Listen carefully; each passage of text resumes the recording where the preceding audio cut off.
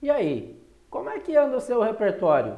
Tá conseguindo sair da abertura com as peças redondinhas, tranquilo ali para poder jogar o meio jogo? E não está conseguindo jogar bem a abertura? Ah, mas então esse vídeo aqui vai te ajudar. Neste vídeo nós vamos começar a falar sobre montagem do repertório de aberturas. Você pode montá-lo por estrutura, por biografia ou por variantes. Hoje nós vamos ver por variantes. Olá, aqui é o mestre Gerson Pérez falando do Clube Xadrez Online. Você está no desafio 21 dias de xadrez. São 3 semanas aí com 42 vídeos com dicas de treinamento, mais 8 vídeos com entrevistas com grandes personalidades do xadrez brasileiro e também 8 e-books para complementar o seu desenvolvimento no xadrez. Este vídeo nós vamos falar sobre o repertório de aberturas de variantes. Como é que é isso, professor? Um repertório por variantes? Eita, você não sabe não? Vou mostrar agora aqui no tabuleiro. Vamos lá? E olha aí nosso tabuleiro, onde nós vamos então começar aí a entender essa história de jogar por variantes. Como que seria isso? É que no xadrez a gente tem 4 coisas. Ó, uma abertura ou defesa, isso dentro da primeira fase do jogo. Você tem as variantes que compõem estas aberturas ou defesas. Você tem as linhas que compõem as variantes e também os lances que compõem as linhas. Então vamos lá. Ó, lance, movimento ou jogada compõe linhas.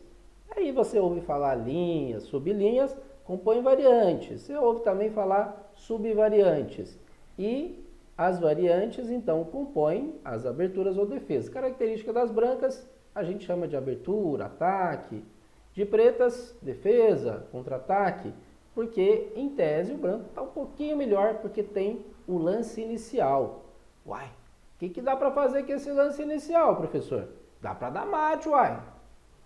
De cara não, né, gente? Tem que preparar ainda. Mas você pode dar um cheque, você pode entrar com uma peça numa casa fraca do seu adversário, atacar um peão que está debilitado, ocupar uma coluna, dá para fazer muita coisa com tempo a mais. Então, por isso que de pretas você tem esse detalhe aí de tentar igualar primeiro para depois buscar a vitória. Bom, o que é então jogar por variantes? Observa esta posição aqui, ó. Se o branco faz E4, as pretas jogam C5, o branco... Uai, já temos aí a defesa, nem precisa fazer lance de brancas. Ah, mas olha só, já é a defesa siciliana, tá vendo? Dependendo do lance então que seu adversário fizer, a gente já tem estabelecida a abertura ou a defesa. Veja, se a gente jogar E6, é uma defesa francesa. Se a gente jogar D5, é uma escandinava. Se a gente jogar C6, é uma Caro-Kann. E assim por diante. O branco, por exemplo, se jogar um F4, é uma Bird. Se ele jogar uma B3, se jogar uma jogada como B3, é uma abertura Larsen. Se jogar um A3, ô professor, isso é bem raro, hein? Pois é, muito raro. A3, abertura Andersen. E vai. Ou seja, lances característicos de abertura já logo de cara. Mas, por exemplo, dentro da siciliana que a gente estava trabalhando, tá, nós já temos aí a defesa. Que horas que então que aparece a tal da variante? Por exemplo, se eu jogar C3, que é a Lapin, já é a variante. Variante a Lapin. Pronto. Se eu jogar cavalo C3, é o sistema fechado, a variante fechada. Tá vendo? Então a gente já tem lances característicos que já dão a defesa e já temos também aqui variante. Se jogar cavalo F3 não dá, aqui não dá para saber. Tem que fazer mais lances para a gente descobrir qual vai ser a variante. Por exemplo, esta aqui é a variante dragão hiperacelerado. Já com G6 já dá para saber. Mas se jogar D6, não dá para saber ainda. D4, C toma D4, cavalo toma D4. Tudo normal, sem nome específico. A6, nossa, essa aí é a famosa Najdorf. Então, o A6 aqui já leva o nome de Najdorf. E a partir daqui tem um monte de linhas aí, livros e mais livros, em cima só desta variante. Ok? Então, vamos lá. E4, C5, temos a defesa. Por exemplo, o C3, a Lapim. Agora, as pretas podem jogar um D5, então é uma linha com D5. Cavalo F6 é outra linha com D5. E os lances, então, que vão compor estas linhas, com cavalo F6, com D5, outras coisas que as pretas jogarem. Agora, no xadrez também, a gente tem as transposições. Por exemplo, se jogar aqui E6, o branco jogar D4, as pretas fizerem D5 e o branco jogar E5, mas passou agora, então, de uma defesa siciliana, passamos para uma francesa variante do avanço. Isto são as transposições. Então, quanto mais posições você conhece, tanto mais fácil, né, para você lidar ali, porque você pode transpor de uma para outra. Perfeito? Eu vou mostrar para vocês uma partida que vai ser dentro de uma Benoni. Benoni, professor? Mas o que é a Benoni? A Benoni é quando a gente joga D4, cavalo F6, C4, C5. Pronto. Isto aí é uma Benoni. Se o branco agora joga D5, segue a Benoni, mas pode ter transposição, né? Pode fazer cavalo F3, pode jogar E3 e pode haver aí as transposições. Então, D5, E6. As brancas, então, tentam manter o centro fechado, as pretas jogam E6, cavalo C3, peão toma, D6, E4 e agora G6. Então, a Benoni, a gente tem ela numa forma moderna, que a gente chama então de Benoni moderna, Indo-Benoni, Semi-Benoni. E agora há muitas formas de jogar. Por exemplo, é possível você jogar o cavalo aqui, é possível você jogar bispo D3, H3, tem muitas formas de jogar. Mas eu vou mostrar uma partida que eu estava jogando de brancas e fiz F4. E vou explicar para você todo o conceito, as ideias que vão dar origem a este lance aqui. Bispo G7, e agora eu vou jogar esta variante aqui, que é a Taima 9, esse bispo B5, que incomoda muito. Mas antes disso, vamos olhar o seguinte. Quando a gente vai trabalhar a abertura, é importante, já falei disso no outro vídeo, você olhar o esqueleto de peões. Esqueleto de peões, professor? É ele que sustenta, igual o esqueleto que sustenta os órgãos do corpo, sustenta o corpo, o esqueleto, ele, quando você faz ali a estrutura, a formação de peões, ele dita onde as peças vão. Então, por exemplo, para você jogar uma Benoni, a formação dos peões, característica é essa aqui. E depois você vai encaixando as peças. E do branco, olha, a gente tem o D5, tem o E4, nesta formação que eu coloquei para vocês é F4. E agora a gente fecha aqui de brancas com o A2 e o B2. Então, esta é a característica.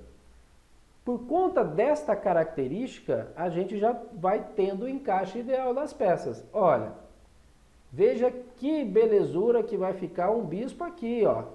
Nossa, professor, cruza todo o centro e ataca até B2, ó. Pois é, atravessa todo o tabuleiro e ataca B2. Rapaz, e uma torre aqui, olha que beleza que fica isso. Pois é, uma torre em E8 ataca o peão de E4, então porque está numa coluna semi-aberta, tá? Fechado para o branco e aberto para as pretas. Ó, 3 peões contra 2, professor. Sim, pequeno gafanhoto, exatamente. A6, B5, você vai empurrando esses peões aí e agora a gente vai ter um final com possibilidade de você do 3 contra 2, virar 2 contra 1 e ficar um para ser o peão passadinho ali, para você tentar coroar. Quer dizer, as pretas trabalham com uma boa perspectiva, então, de final. E o branco? Olha, essa estrutura aqui do branco, dá para gerar avanços aqui com os peões. E5, F5, né? Exatamente. Então, se eu colocar um cavalo aqui, vai me ajudar a avançar. Se eu colocar uma torre aqui, vai me ajudar a avançar esse peão. O roque, provavelmente, vai ser o roque menor, né? Bispo D2, quem sabe para poder trocar aqui com esse bispo. Este cavalo em C3 para poder sustentar E4. Um bispo D3 para poder sustentar também. Esse bispo pode ir lá, né, como a gente viu, e depois ele volta para cá. Uai, mas se tá com chance de avançar esses peões, vamos tentar barrar isso? Vamos. A gente joga aqui o A4 e isso dificulta esse avanço. Tá vendo? Então a gente vai se adequando às ameaças do adversário. Então uma dama pode ir, por exemplo, aqui. Essa torre pode ficar em A, porque a gente pode querer avançar. Pode tentar dobrar aqui. Tá vendo? Então, basicamente, em função da estrutura, você vai colocando as peças. E esse pode ter um bispo G4, um cavalo D7, uma dama. Olha, pode ter uma dama aqui, pode ter uma dama em B6, o rei vai ser lá mesmo em G8, cavalo F6. E a torre? E a torre? A outra torre, professor? Aqui, para jogar um C4, passar o cavalo para cá. Então, em função da estrutura de peões, você vai encaixando as suas peças. E aí nós vimos, de acordo com cada abertura ou defesa, com suas variantes, as suas linhas, a gente vai compondo aquelas linhas, né? Os peões vão ditando o que eu tenho que fazer dentro ali dessa colocação de peças. Lembrando, pessoal, que a característica de jogar por variante é exatamente a grande gama, a grande possibilidade de opções que eu tenho. Por exemplo, quando a gente vê a enciclopédia de aberturas da Chess Informed, tem lá 500 posições de abertura. Uau, 500 posições, sim. Vai do A00 até o E99. 500, não são 500 aberturas, são 500 posições, porque dentro ali de cada abertura você tem um leque grande, de algumas mais famosas. Então, a questão de você jogar por variante é que você vai ter que estudar muitas variantes, muitas linhas e os lances que vão compor. Diferentemente de um repertório, de um leque mais fechadinho, que é jogar por estrutura, que nós vamos ver vídeo ainda, e jogar por biografia, que é por imitação. Você vai fazer lances que um jogador que você gosta, isso acontece muito com os treinadores, geralmente o aluno costuma jogar o que o treinador jogou, ou ainda joga, né, se o treinador ainda está em atividade. Isso é muito comum, depois ele vai criando o seu repertório próprio. Vou mostrar uma partida para ilustrar, então, que agora a gente está trabalhando aqui no campo das ideias, né, posicionando as peças, na vida real, como é que acontece isso. Vamos passar agora para o outro diagrama, para o ChessBase, e aí eu vou mostrar uma partida onde vai ter uma configuração próxima a essa para vocês entenderem na prática como que acontece esse estudo aqui que eu mostrei para vocês. Ok? Aí está então a partida que nós vamos analisar. Ela foi jogada em um campeonato em Uberaba, dia 11 de março de 2007. Torneio Memorial Nelson Pagnanelli. Estava de brancas, na época com 2.207 pontos no ranking internacional, e de pretas, Carlos Alejandro Martins, que é o mestre nacional, 2.424. Hoje já tem um rate maior, por volta de 2.500. Essa partida ilustra muito bem o que eu estava mostrando ali para vocês, que é posicionamento das peças, os golpes, né, táticos, as ameaças estratégicas, conexão com o meio jogo, dentro agora, né, da estrutura que eu havia colocado inicialmente. Veja como isso vai acontecendo, tudo em função das variantes, né, das ideias que nós falamos. Veja, D4, cavalo F6, C4, C5, olha aí, D5, pronto, estamos na B9. E6, a gente tinha visto para poder atacar o centro, cavalo C3 está defendendo, tomou, tomou também, e aí D6, E4, G6, F4, bispo G7, bispo B5, tá aí, agora a gente já tem a defesa e nós temos a variante taima 9. Essa variante taima 9, ela é enjoada porque esse bispo D7, que é bem natural, né? Quando a gente faz o ataque ali, as pretas jogarem bispo D7 e cobrir. Aí nós vamos mandar um E5, porque agora perdeu o contato, o controle de E5. Ah, professor, mas vamos fazer então um cavalo de BD7? Pode, é possível, mas aí dá uma complicação tática enorme. Então aqui, né, são as possíveis linhas que nós podemos entrar. Ó. Peão toma, e no próximo nós estamos querendo fazer E6 e ganhar a pecinha. Ah, meu amigo, mas aí tem cavalo H5 que quando faz E6, leva dama H4. Veja, G3, cavalo toma, peão toma, dama toma H1. Olha a complicação que dá isso. E é jogável e lá na frente a gente vê que é um pouco favorável aí às brancas. Então tem muitas complicações táticas, mas quando a gente pega um apanhado de partidas, a gente vê que as brancas costumam levar vantagem nesse montante de partidas. Aí, o que se joga? Cavalo de FD7. Nossa, professor, essa aí eu não ia acertar nunca. Como assim cavalo de FD7? É totalmente antinatural, eu tenho que desenvolver as peças. Tranquei as minhas peças todas. Por isso que o repertório por variantes é mais difícil. Você tem características dentro das variantes, das linhas, que compõem aquela abertura, aquela defesa que você está jogando. Só que agora já estamos querendo movimentar aqui. Ó, o A6 e o B5 e fazer as tartaruguinhas. Ah, não contei para você ainda. Eu tenho as minhas tartaruguinhas. Isso aqui lá do Projeto Tamaro, que eu trabalho com as criancinhas aqui. Eu falo, olha, esses peõezinhos quando estão ali, essa tartaruguinha, que anda devagarinho, né? Agora quando eles chegam aqui perto para coroar, vira essa tartarugona aqui. Parceiro, essas tartaruguinhas elas vão andando devagarinho, mas quando estão lá quase coroando, vira uma tartarugona e uma ameaça danada. De um ponto passa a valer 9. Então muito cuidado com essas maiorias, o peão passado, porque pode deixar de ser uma tartaruguinha e virar uma tartaruga gigante, como eu mostrei para vocês aqui. Por isso que já tem o profilático aqui, ó, pensando numa possibilidade de avanço ali da ala da dama, o branco já joga A4. E assim eu fiz, joguei A4. O adversário rocou, fiz cavalo F3, tudo isso já conhecido, né? Cavalo F6, roquei, bispo G4, H3, tomei aqui. O dama C2, era a posição que eu havia mostrado para vocês, então a dama agora está em F3.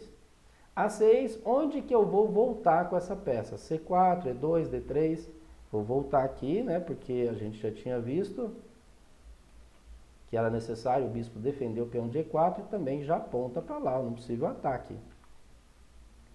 Cavalo de BD7, rei H1, nossa, rei H1, o que você quer com isso aí, professor? É que dama B6, lembra que a gente viu dama B6?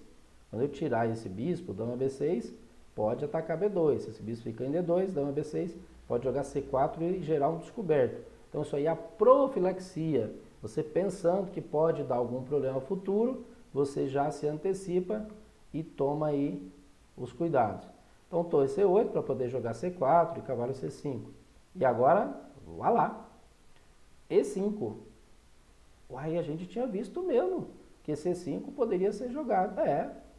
Só que ele tem 2 ataques, professor. Você só tem uma defesa. Sim, mas uma das características desta abertura dessa variante que eu estou fazendo aqui, dessa defesa das pretas, e a variante que eu escolhi é exatamente para atacar na área do rei, ainda que sacrificando. Olha, F5. O cavalinho agora não passa e fechei aquela ação boa do bispo. Só que o meu adversário, o mestre nacional, ele já devolve logo, bispo toma, cavalo toma, e aí ele faz cavalo E5. Volto com a dama, C4, ele está querendo entrar aqui em D3, e aí vem bispo G5, F6, e agora a jogada mais crítica aqui na parte tática, porque a parte estratégica a todo momento estava tendo que tomar decisão aqui. Eu fiz peão, toma peão, porque se toma aqui em G5, tem peão lá, né, e depois entra com a dama, cavalo, e gera umas ameaças aqui. Eu acho que seria a melhor possibilidade aí para ele, mas ele simplesmente tomou lá e eu recuei. E esse rei agora tem uma característica que ele está aberto, então posso gerar mais ataques. Ao dama B6, como a gente havia falado, por isso o rei H1. D6, jogada fina para poder fazer dama D5 e ocupar as casas brancas, já que eu não tenho bispo de casa branca, meu adversário também não. F5, aí dama D5, cavalo agora, estou querendo jogar lá, mas primeiro tenho que fazer bispo G3 e tirar esse cavalo aqui. Torre C5, aí eu fui com dama E6, torre C6 e agora torre de AD1. Protegi ali e meu peão está lá na cesta, a tartaruguinha já está virando uma tartaruga gigante ali, ó. Dama toma B2, aí bispo G3 para poder eliminar aqui.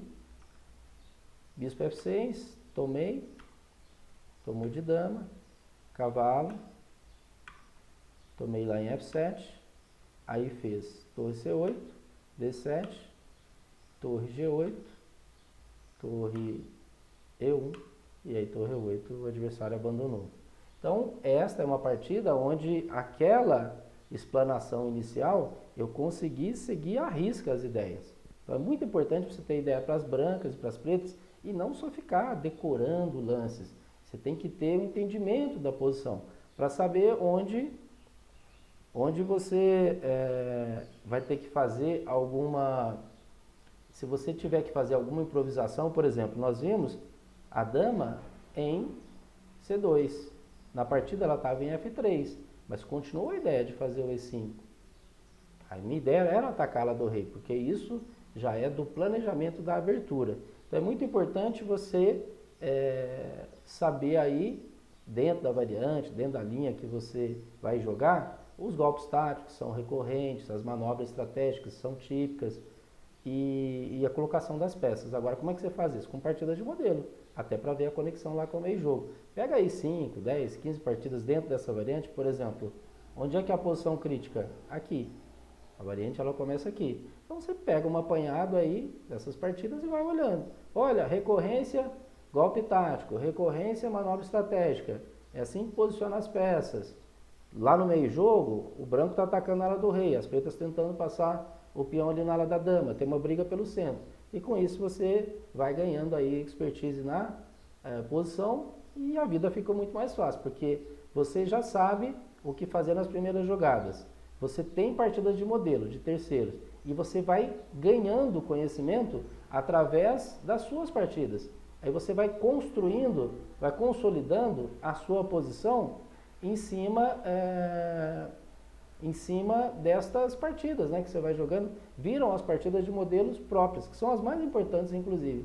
É nelas que a gente chora aí quando perde, fica feliz quando ganha, e a gente sabe que para a parte de memória, essa questão emocional é muito importante, especialmente quando a gente perde.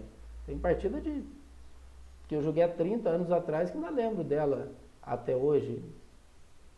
Tem partida que perdi há 30 anos, lembro muito dela. Então, é importante ter também essa aprendizagem através da prática própria e não só modelos dos outros. Continue acompanhando o nosso desafio 21 dias de xadrez. Nós estamos na segunda semana, tem muito vídeo ainda, muito e-book, muita entrevista para ser divulgado. E aí, você que está acompanhando ali pelo canal, temos também através do Facebook a possibilidade de você fazer comentário. Conta aí como é que está indo, se você nas suas partidas já está conseguindo ver algum progresso, daquilo que eu estou falando aqui, se está surgindo posições interessantes aí em seus jogos, isso vai me dar um feedback legal, né? Até para poder gravar os próximos vídeos. Abração para vocês, vamos firmes, todos juntos, rumo à maestria no xadrez.